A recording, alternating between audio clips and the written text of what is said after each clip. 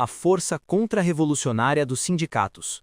Da mesma forma que o parlamentarismo representa o poder espiritual das massas trabalhadoras, o movimento sindical representa o poder material.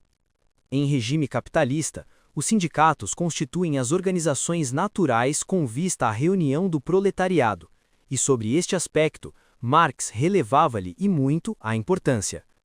Em período de capitalismo desenvolvido, e ainda mais na época imperialista, estes sindicatos transformaram-se cada vez mais em ligas gigantes que apresentam as mesmas tendências evolutivas já determinadas no corpo do próprio Estado. Formou-se neles uma classe de funcionários, uma burocracia que dispõe de todos os meios de poder e organização: dinheiro, imprensa, nomeação dos funcionários subalternos. E os sindicatos correspondem também ao Estado e respectiva burocracia, pois, apesar da democracia que aí reina, os seus membros não são capazes de fazer valer a sua vontade contra a burocracia. Qualquer rebelião, antes mesmo de poder abalar as cúpulas, destrói-se contra o aparelho artificial dos regulamentos e dos estatutos. Só por uma tenacidade obstinada, uma oposição logra, por vezes, ao fim de anos, obter um sucesso modesto que se limita, no máximo, a uma mudança de pessoas. Foi por isso que nos últimos anos, tanto antes como depois da guerra, na Inglaterra, na Alemanha e na América tiveram lugar com frequência revoltas de sindicalizados que entraram em greve por sua própria iniciativa contra a vontade dos chefes ou decisões das próprias ligas. Que isso tenha sucedido e tenha sido considerado coisa natural, demonstra já que a organização não é o conjunto dos que estão organizados, mas qualquer coisa que lhes é exterior. Que os trabalhadores não se identificam com a sua liga, que esta se mantém acima deles como um poder exterior, contra o qual se podem revoltar, se bem que tenha saído deles. É mais uma vez o que acontece também com o Estado. Mal a revolta é dominada, restabelece-se a dominação antiga. Apesar da raiva e do rancor impotente das massas, apoiando-se na sua indiferença, na sua ausência de visão clara e de vontade unitária e contínua, suportada pela necessidade interna do sindicato enquanto meio único para os trabalhadores de encontrar uma força nos conflitos contra o capital, o movimento sindical, na medida em que lutava contra o capital, contra suas tendências absolutistas e geradoras de miséria, refreando-o e tornando assim possível uma existência limitada à sua função nos quadros do capitalismo, o próprio sindicato era, portanto, um membro da sociedade capitalista. Mas com o aparecimento da Revolução, assim que o proletariado de membro da sociedade capitalista passa a seu destruidor, o sindicato entra em conflito com o proletariado. O sindicato torna-se legalista, sustentáculo declarado do Estado e por ele reconhecido, ou então avança com a palavra de ordem a reconstrução da economia antes da Revolução, quer dizer, manutenção do capitalismo. Presentemente, o parentesco entre as ligas sindicais e o organismo do Estado tornou-se ainda mais estreito.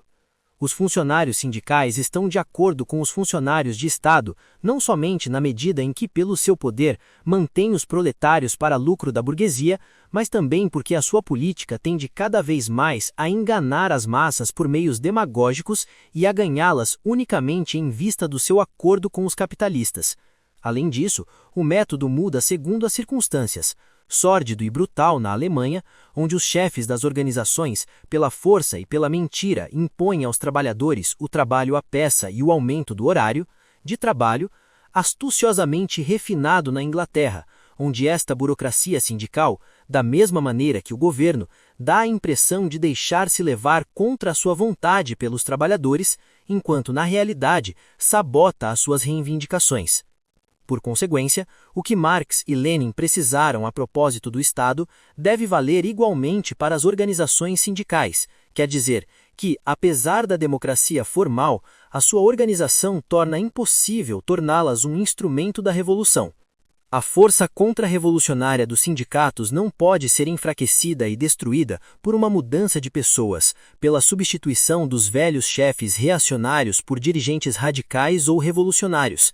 É justamente esta forma de organização que torna as massas quase impotentes e as impede de fazer dos sindicatos os órgãos da sua vontade. A revolução só pode vencer destruindo tal organização, transformando, por assim dizer, radicalmente a forma da organização, para construir qualquer coisa radicalmente nova, o sistema dos conselhos. A sua instauração é capaz de extirpar e de eliminar não somente a burocracia estatal, mas também a dos sindicatos. Não só formará órgãos políticos novos do proletariado, em oposição ao Parlamento, mas também as bases dos novos sindicatos. Nas lutas dos partidos na Alemanha, ironizou-se frequentemente a afirmação de que uma dada forma organizativa pode ser revolucionária, dizendo-se que isso dependia somente dos sentimentos revolucionários dos homens, das organizações. Mas se o conteúdo fundamental da revolução consiste no facto de as próprias massas tomarem nas suas mãos os seus próprios assuntos, a direção da sociedade e da produção, então é contra-revolucionária e nociva toda forma de organização que não permita às massas dominar e governar por si mesmas.